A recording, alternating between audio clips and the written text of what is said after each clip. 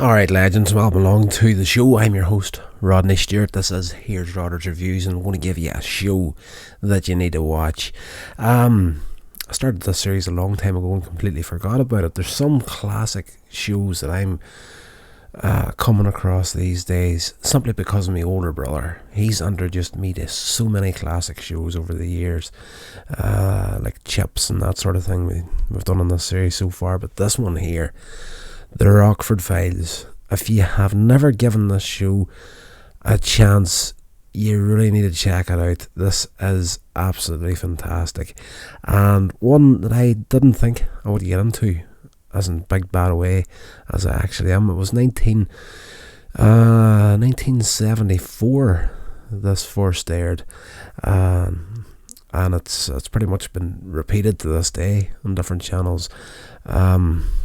I think Forces TV might have done a few reruns of it. Might be wrong on that there.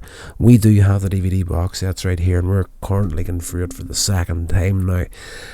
We did it, the whole run of them, about 4 or 5 years ago at this point, and now I've decided to go through, like, every night we sit down, have dinner, and watch something, and, you know, The ROCKFORD FILES is a genuine treat. It is about it's a detective drama, and it stars James Garner. If you're not really familiar on who James Garner is, if you've ever seen The Notebook, he is the old guy in that, the older version of the character in that movie. He was also the grandfather and 8 Simple Rules, and huge acting career. Like, honestly, if you don't recognise the name, you see a picture, you'll see it in the thumbnail for this video, you're bound to know the man's face from somewhere. But the ROCKFORD FILES, absolutely fantastic. He is, in this series, a private investigator, of course.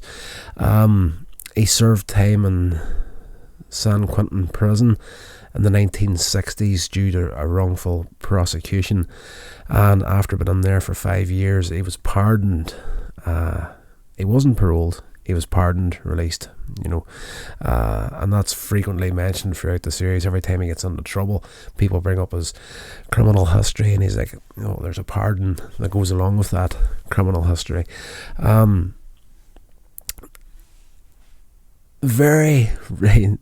In every episode, of course, detective, private investigator, he gets a job, and he's light-hearted.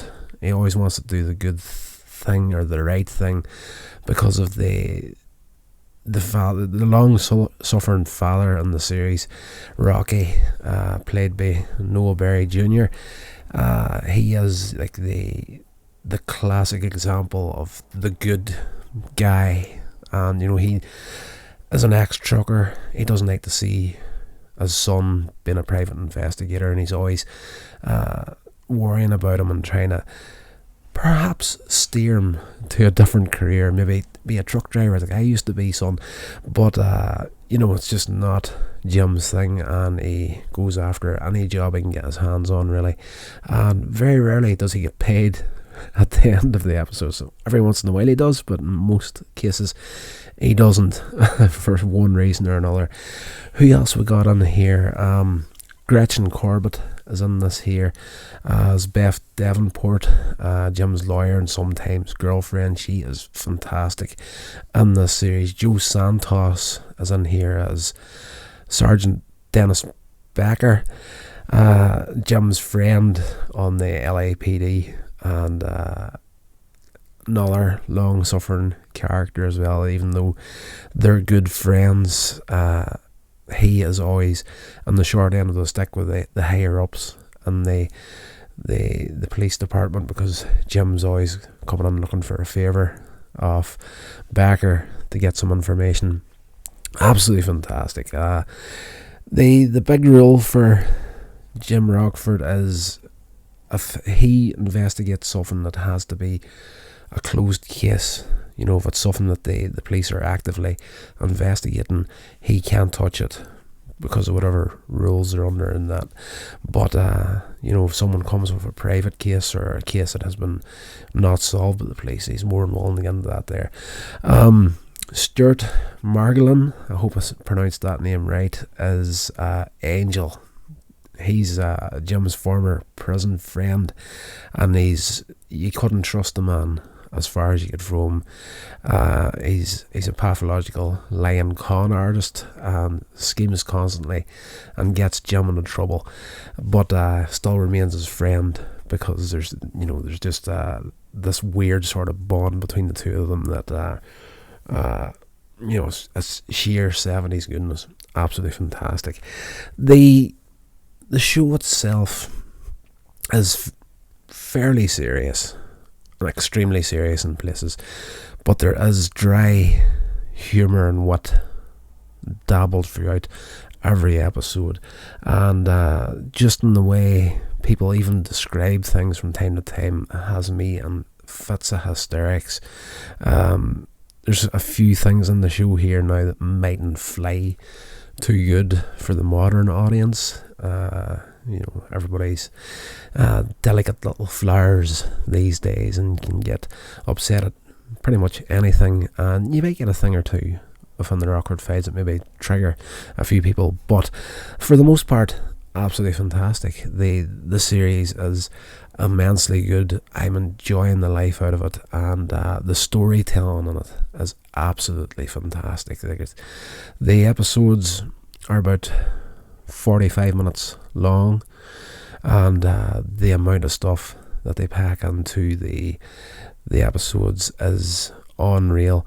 And this, if memory serves properly, there is the famous J turn, I think, originated in this series. Now, I do remember reading somewhere along the line that the stunt, the J turn, whenever a car reverses really quickly and slams on the brakes and spins its nose around so it's facing the opposite direction and then tears off again, that turn's known as a J turn. If I have my facts right here, James Garner actually came up with that stunt. He was the originator of it and pulls it off quite a few times within the series here in the Rockford Files. I hope I'm right about that. If I'm wrong, you can let me know. I should really research these things a bit better before I start talking about them. But he does all his driving in this series.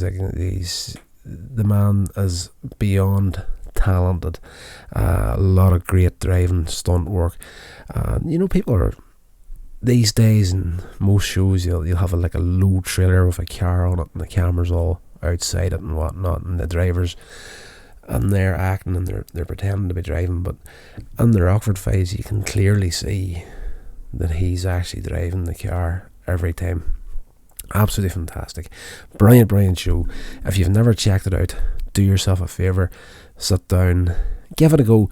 That opening pilot might be a little bit of hard work to get through, but once you get into, like with everything, the pilot goes out and the series gets picked up, they'll maybe make a few changes along the way. So in the pilot, there's actually a different actor playing his father, and some of the relationships and mannerisms from the way Rockford would connect with people is maybe slightly different in the trailer than the rest of the series, but it's absolutely fantastic. I couldn't recommend it higher, so definitely do yourself a favour, go and check out the Rockford Files if you can.